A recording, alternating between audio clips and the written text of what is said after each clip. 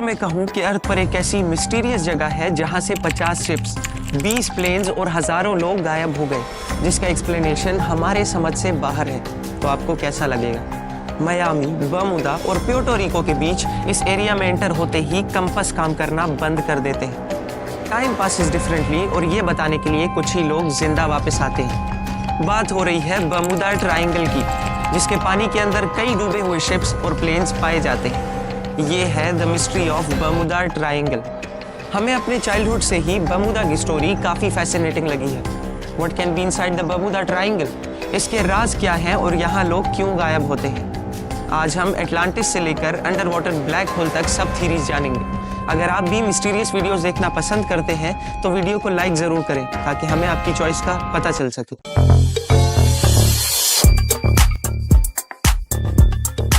Australian scientist doctor Karl क्रुजेल्लिकी कहते हैं कि बर्मुदा की मिस्ट्री कभी सॉल्व हो ही नहीं सकती, क्योंकि यहाँ कोई मिस्ट्री है ही नहीं। ये एरिया अमेरिका के क्लोज है, जहाँ आला नाफ ट्रैफिक होती है, और यहाँ जिस हिसाब से शिप्स गुजरती हैं उसी हिसाब से कुछ शिप्स का मिसिंग होना और कुछ शिप्स का एक्सीडेंट होना एक नॉर्मल सी बात है। यहाँ कोई पैरानॉर्मल चीज़ नहीं है। जैसे बाकी दुनिया के कोनों में एक्सीडेंट्स के अलग अलग रीजंस होते हैं और वो एंड तक सॉल्व नहीं हो पाते, इसी तरह बर्मुदा भी है। डिफरेंस सिर्फ इतना है कि बर्मुदा का हर एक्सीडेंट एक स्टोरी बन जाता है। The most simplest explanation is most probably the right one. That's it. Keep this sentence in your mind. इस पर हम बाद में आते हैं। अब अगर आप चाहें तो आप ये वीडियो देखना बंद कर सकते हैं, क्योंकि यहाँ कोई मिस्ट्री है ही नहीं। लेकिन अगर आप मजीद थीरीज जानना चाहते हैं so then continue watching. Triangle की मिस्ट्री कितनी बिलीवेबल है ये तो पता नहीं, लेकिन पुरानी ज़रूर है, 500 साल पुरानी, जिसकी हिस्ट्री क्रिस्टोफर कोलंबस तक पीछे जाती है। ये बात है 1492 की, कि जब क्रिस्टोफर इंडिया को ढूंढने निकले और पहुंचे अमेरिका। लेकिन तब ये वेस्टर्न हेमिस्फीयर यूरोप से छुपा हुआ था, लेकिन ज़मीन गोल है इसका उन्हें अंदाज़ा था। तो उन्होंने सोचा कि अगर वो वेस्ट की ओर आगे बढ़े तो वो जल्द ही इंडिया पहुंच जाएंगे, मगर वो पहुंचे अमेरिका। जब वो अमेरिका से चंद किलोमीटर्स दूर थे तो उन्होंने नोटिस किया कि अचानक से उनके कंपास ने काम करना बंद कर दिया।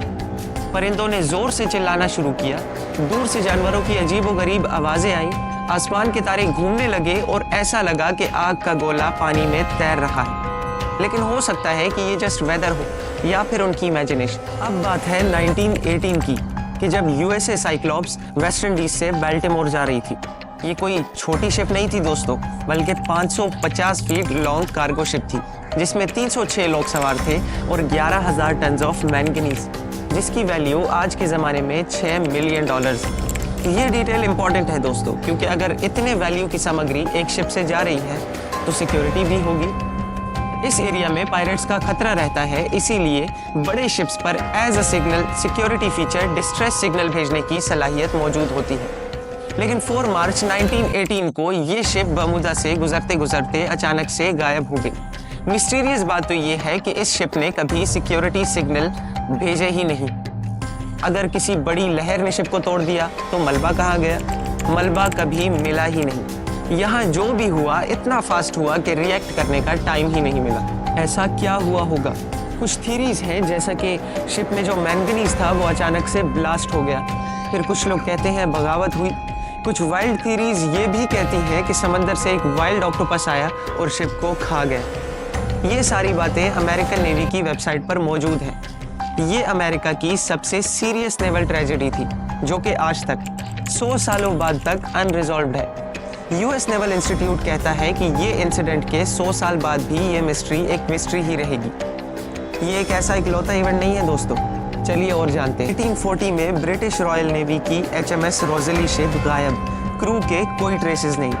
1872 में मैरी सेलेस शिप तो मिली, लेकिन सारे पैसेंजर्स गायब। 1909 में SS वोरटा शिप गायब। 1945 में 5 अमेरिकन टोर्पीडो बॉम्बर्स और 14 क्रू मेंबर्स वैनिश्ड। 1948 में डुगलास एयरक्राफ्ट, 1965 में KC-135 स्ट्रेटो टैंकर और 1967 में टाइगर मॉथ प्लेन। और ये सिर्फ कुछ ही एग्जाम्पल्स हैं। एक कंक्लूजन निकाल सकते हैं कि यहाँ अलग अलग रीजन से शिप्स और प्लेन्स गायब होते हैं, लेकिन क्यों? आइए जानते हैं। Number 1, Atlantis city.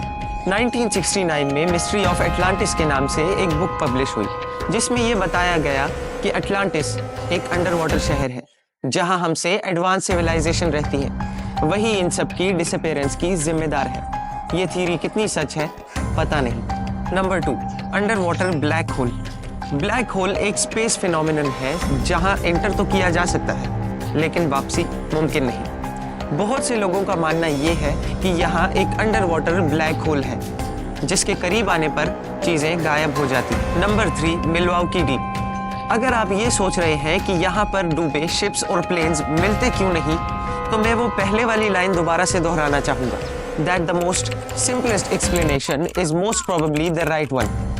बर्मुदा ट्रायंगल का एरिया काफी बड़ा है, इतना कि इसमें 2 जापान फिट हो सकते हैं। अक्सर बर्मुदा ट्रायंगल की डिस्कशन यहाँ पर आकर स्टॉप हो जाती है कि मलबा क्यों नहीं मिला, जिसका एक्सप्लेनेशन ये हो सकता है that the ocean is vast. हमने बर्मुदा ट्रायंगल का 80% एरिया अभी तक एक्सप्लोर ही नहीं किया। 4, सुपरस्टिशन। अगर बर्मुदा ट्रायंगल में सच में कुछ अजीब होता तो पायलट्स इस एरिया को अवॉइड करते, लेकिन ऐसा बिल्कुल नहीं है। आज भी आप इस वेबसाइट पर जाकर देख सकते हैं कि कितने पायलट्स और कितने फ्लाइट्स इस एरिया से गुजरते हैं।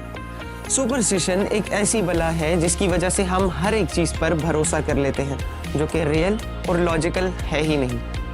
आपको क्या लगता है, बर्मुदा ट्रायंगल का एक्सप्लेनेशन पैरानॉर्मल है या normal?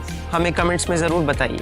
Now I can say that Bermuda Triangle and this video is just a package, जिस पर क्लिक करके आप एंटरटेनमेंट के बहाने कुछ सीख पाए।